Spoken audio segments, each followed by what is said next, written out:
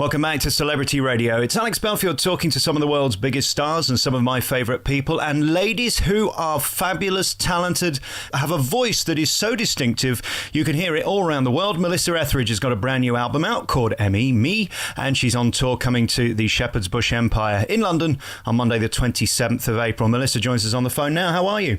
Oh, I'm just fabulous. Do you know what it is about you? In a sea and a tsunami of dullness, your voice is so magical and rich. You can't really be trained that, can you? You just got it. I had it so early that the first church choirs I was in, the church, the director used to put me in the back because I didn't know what to do with my voice. And I've just been singing since I was, 10, 11 years old, and it's just never changed. What's interesting as well, I mean, I listened to this new album and we start with Take My Number, then we move on to A Little Hard-Headed, and then we've got Monster. It's very interesting, all very, very different styles. You don't put yourself in one box, do you? You just sing great songs well. I grew up in the Midwest of America where we had one radio station that played everything, played rock and roll, played Led Zeppelin, played Marvin Gaye, played, Loretta Lynn. It was all together, so I didn't feel like there was any boundaries, and I loved all this kind of music. And this is my first record that is on an independent label, so I was in charge of all of this, and I wanted to branch out, yet keep the rock and roll soul that is myself in all these different collaborations. And so that was probably my favorite part of this album was the collaborations. What's interesting as well, when I see you perform live, and I've spent a lot of time in America and you see you on different programs, there's something about your eyes that you seem to go into this magical place. Where are you when you're on stage singing? Okay, I'm just loving you right now. You know what singing is, I've often said it's the safest place for me is on stage. When I'm performing, it's an energy that comes through me that I feel honored and a privilege to be a part of. So I go into the song, I go into the music, I go into my special place. So I just love it. Thank you. Is it totally safe for you as well in a world that can be quite depressing at times? Is it a place of just complete solitude and happiness for you? It makes perfect sense to me on stage. I've never understood what stage fright is. I have always felt that an audience was always on my side, that I was honored. My father, who used to drive me around from gig to gig when I was a kid, he always told me, be grateful for your audience. They don't have to be there, and so I've always had such a gratitude, and it's just gone both ways. It's a wonderful place for me. Last night was the Grammys, and I watched it thinking of you. You've been there, you've done that. What kind of feeling is it, firstly, to sit there in the audience waiting to find out if you're the one, and secondly, have to impress all those other people by performing in front of them? Well, I tell people that, I've won 2 Grammys, but I was nominated 17 times, so I've lost 15. So you're a bigger loser than you are winner, really. Yes, there's just nothing like sitting not the one right now. Thank you. It's a funny place, and I certainly don't, make my music for awards or anything, but it's fun when it happens, and even when I lose, 10 years ago, my most, famous performance probably was on the Grammys when I was, in treatment in chemotherapy and was bald, and it just, I didn't win that year yet. I was the biggest winner from that performance. Yeah. And of course, we look at that was 2004.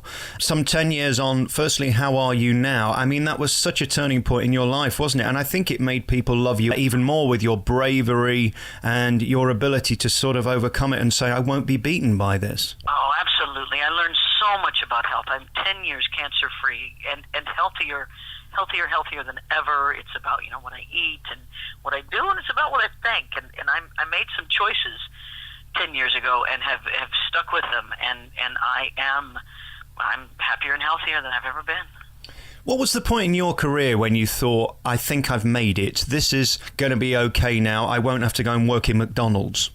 I don't know if I've reached that point. No. You know what?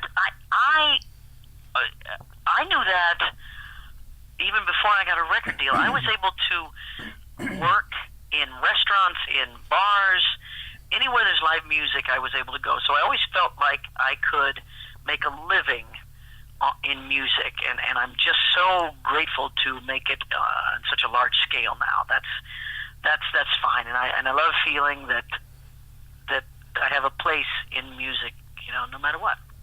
I love going to see shows in America. Before the show even starts, the Americans are cheering and whooping and clapping as if it's amazing. Over here, we sit there with our arms crossed and wait for you to be brilliant. Is there a difference from your perspective? Oh, absolutely. The English audience is always...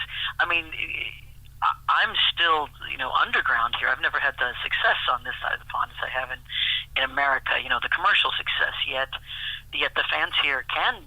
I have seen them over the last 25 years really grow warmer and more excited, and they're right with me from the very beginning. I do enjoy the English fans.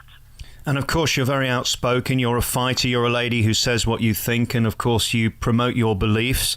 I love the fact you've put yourself on the line many times. It's much easier, isn't it, to say nothing and not have an opinion to be liked by everybody than actually have one. Have there been times when you've thought, I might as well just shut up because, Fox News or whoever will come after you, and they make your life a misery, don't they? Well, you know what? I found that there's great power in speaking your own personal truth, and I sleep better at night, and I try not to. I've never been one to judge someone else or tell anyone how they should live. That's not where I'm coming from. But when asked, I will stand up and speak about my life and my my own existence in this world, whatever it might be, and I will speak the truth about it. And the feedback that comes back from that, every time a young person comes up and says, you saved my life, you were, and whether it's LGBT or cancer or whatever it is, it's worth whatever the bad feedback might be. Yeah.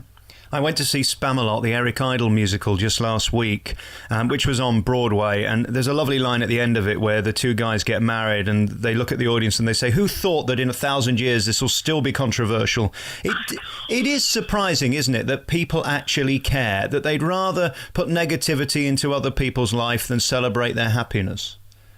Well, I think that the sexual paradigm is interesting. How much fear there has been, and how much just 20 years ago didn't even talk about sexuality, yet it was the main driving force in entertainment. It was this this dichotomy that sort of drove us mad. Is something we all do, yet we're not supposed to talk about it, yet there's certain rules of how we do it.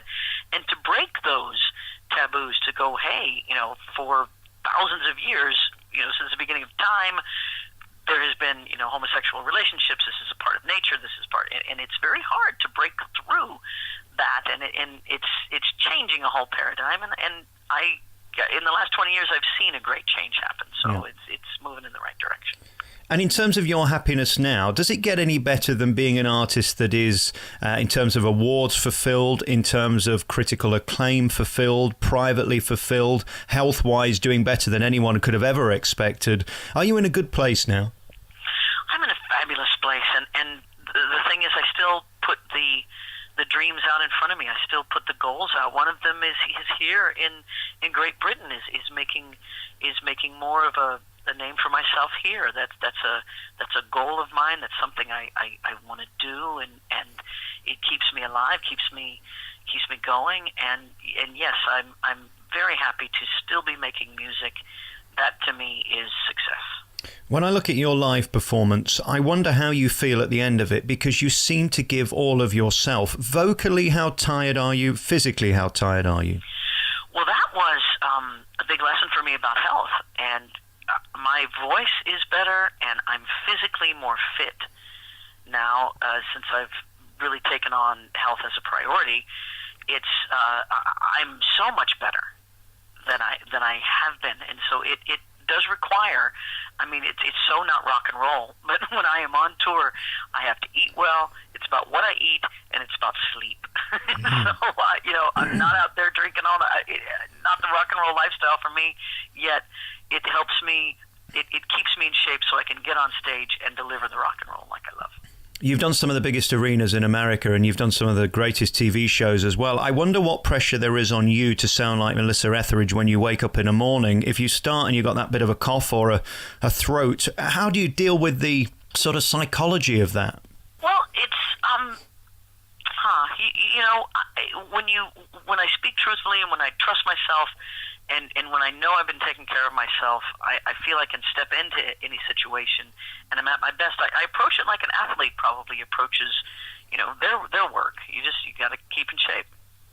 And then when we look at this new album, I hear you played all over America. I just got back from 3 weeks in January, and you're there. Is it interesting to you that probably way after you've gone, they'll still be playing your tunes? Because they are timeless, and people do love them, and they've got no sign of going anywhere, have they? That's a bit strange.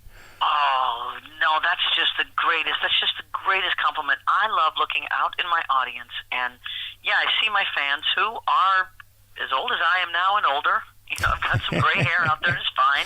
And then I look out, and there's the young crowd. There they are. They're the ones who have searched out, found me, who love music that moves them, and the songs continue. Either they grew up with it in their family. My favorites are the mother-daughters, father-sons, the generations that come see me. I think that's just priceless. I find your music incredibly moving because it's so soulful and from the heart. I mean, you call it rock music, I suppose it is, but it's much more than that, isn't it? How do you describe yourself, or do you just say, I'm a singer?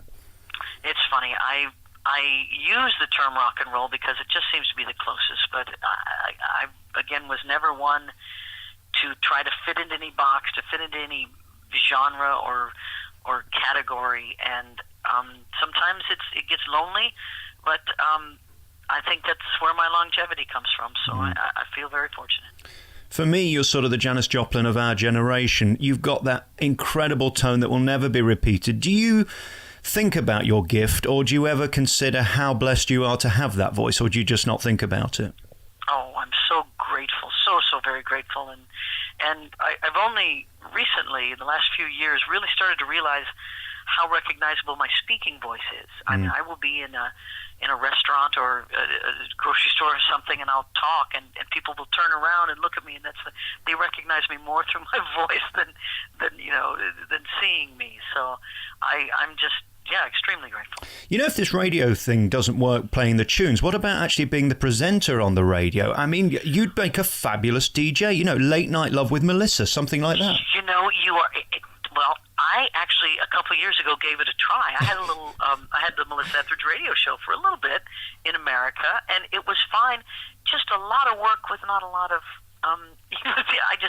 I appreciate you. How about that? Yeah, I know what you mean. Not a lot of money and not a lot of respect. That's the other thing. All radio DJs are dopes, aren't they? Put it that way. I know what you're saying, Melissa. You know what I'm saying. I do indeed. Hey, listen, welcome to my career. Melissa Etheridge's brand new album is out now. This Is Me is just tremendous. Some gorgeous tunes on there, from The Monster to Take My Number. Just beautiful singing with different styles. She's coming to the Shepherd's Bush Empire in London on Monday, the 27th of April, 2015. You can see her there live. And I really thank you for your time. It's been lovely talking to you, Melissa. My pleasure. I look forward to doing it again. See you soon.